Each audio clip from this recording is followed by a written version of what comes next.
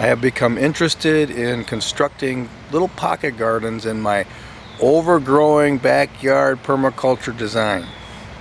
And this is going to be a spot where I'm going to do it. And right here I've already been kind of doing it here, but I'm going to refurbish it kind of. There's a nice little pocket garden here. These are potato onions and potatoes. And I actually had peas planted in here, but the rodents have dug up the peas and ate them all down. But the next is going to be the potatoes, so I've got to begin to think about the fencing arrangement for protecting this from the rodents. But here are the pawpaws. I think it's a very nice growth. These are all pawpaw trees. We had blossoms this year, but no fruit. That one tree blossomed, and this one here had a few blossoms that started, and then just like that they fell off. So, you know, the old texts talk about you shouldn't take fruit off of a fruit tree for the first 2 or 3 years or something, and they're doing it themselves. But I'm going to be constructing a T-shaped pocket garden, and this is going to be the end. We got a lot of stuff growing that we're going to take out of here. These are Jerusalem artichokes. These are dead trees. Let's see, we got a tag here of one of them that died. What is this one here? Perfect circle.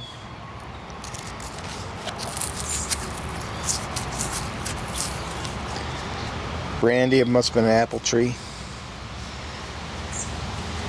But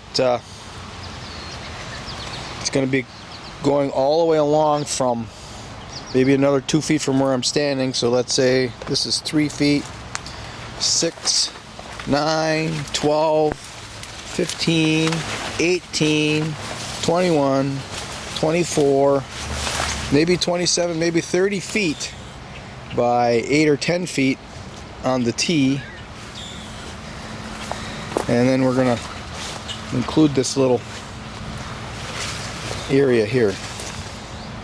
I just saw a rodent snaking through here. They could be eating worms too. We're getting a lot of rain now. I'm thinking about removing straw from all my beds. They're forecasting hot temperatures this weekend and then rain again next week. So we'll wait until maybe Monday or Tuesday and we'll start to remove all the straw. Straw is only for reducing evaporation in very dry, hot weather, but then it becomes a liability once it gets wet like this and cooler. Rodents and slugs, you pick it up. That's okay, I'll do it. We planted some bead seeds in here and the rodents even ate those. There's a part of the garden I don't put mouse traps in, but I'm going to have to consider doing that. I'm going to show you how I'm going to construct this pocket garden, the kind of fencing arrangement I'm going to do. It doesn't stop rodents, but it slows them down a little. What you want to do is create edges with hardware cloth, and then that's where you set your traps, is along the edges, because they'll run through there. A lot of rodents this time of the year don't come to bait. I mean, most of them do, but a lot of them don't. And those are the ones you want to catch with trail sets. If you put a trail set up along a ridge like this, along an area that they run along, then you can catch them. We're going to start by pruning that black currant. We're going to be digging that out and getting it out of here.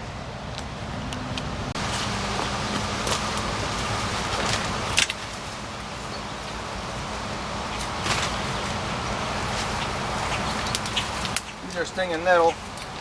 For some reason I'm able to withstand the stinging sensation. I mean, I get it a little bit, but it's not overpowering to me. It kind of reminds me, I'll pull thistles out of the ground with my bare hands too. And I kind of think that helps my immune system. Like here's the thistle right here. To get poked with thistles. And I've mentioned that before. And then sometimes I hear women complain to me said, well, we tried that, and it hurt so bad, and some lady, she had to go to the doctor to get the thorns removed out of her hands. Well, I'm here to tell you that if you're not used to doing this kind of a work, your hands are probably really soft.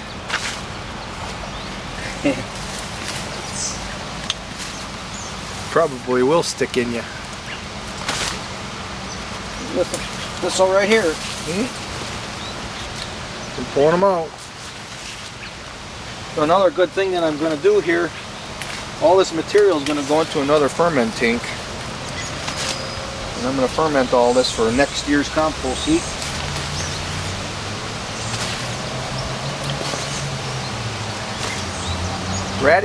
Horseradish here, I've learned that it's part of the cruciferous vegetable group, which has got some phytonutrients to it that are important to us. I always liked eating horseradish, but I didn't know how actually good it was for us. That's pretty cool. I learned to actually ferment the horseradish for a couple days, and it takes the harshest heat out of it. So this is a black currant that isn't fruiting this year. I actually transplanted in here last year, and now I've changed my mind.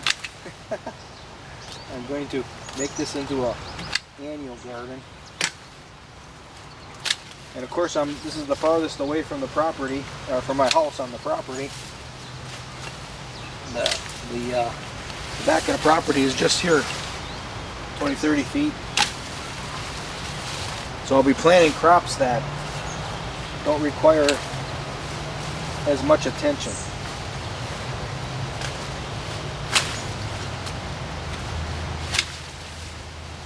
Garlic and onions come to mind, alliums.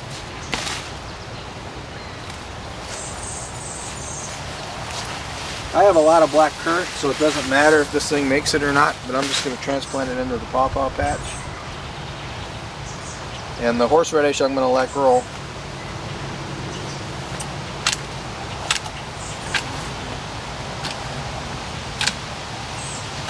And I'll harvest that in the fall.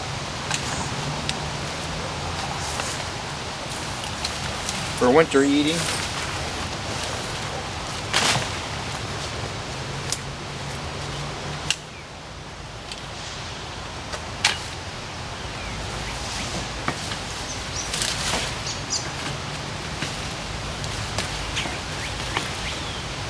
I'm gonna ferment all these black currant leaves too. Of course, it's morning and everything is all wet.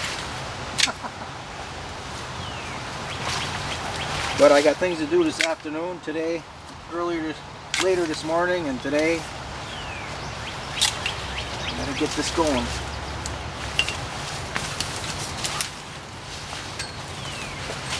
It's not about getting everything done at once, it's about spending a little bit of time when you have it. Here and there, and all of a sudden, wow, you get a lot of stuff gets done.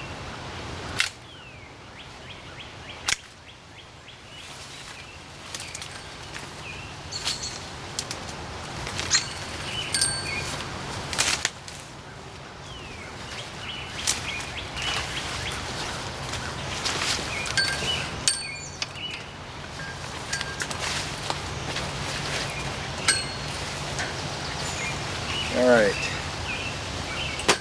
Come on.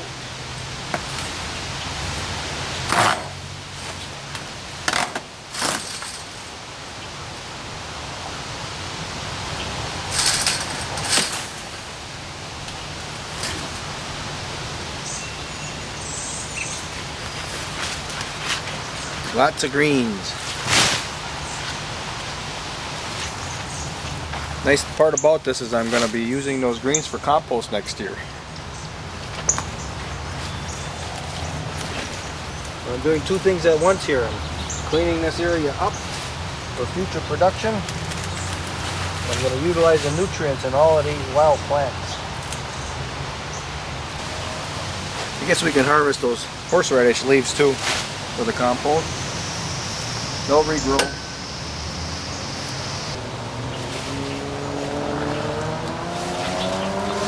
Horseradish leaves.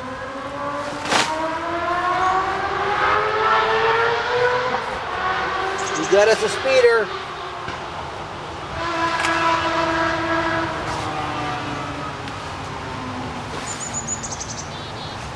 Arrest that motorcycle man. More stinging nettles. Stinging nettles are pretty good for the compost and the fermenting because they accumulate a lot of minerals. Look how bright it is now. We got most of this cleaned up. The battery went dead and I just kept right on working and talking, and at the end I looked up and the battery was dead. Still looks good. All of the wild plants that I don't want have all been carried up to the barrel to make a ferment. These are black berries. They die back every year, but if we have a mild winter, we'll have blackberries, so we'll allow them to grow. This is a 5 or 6 year old American persimmons that keeps dying back and sprouts out a new shoot out of the roots every year.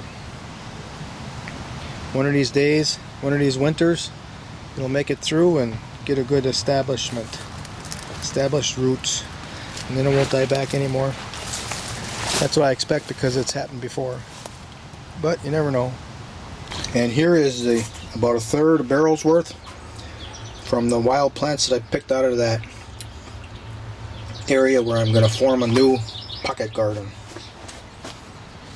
That's probably more than a third. You see, I got all the material underwater because I'm not sure when I'm going to add more. I got some sticks across.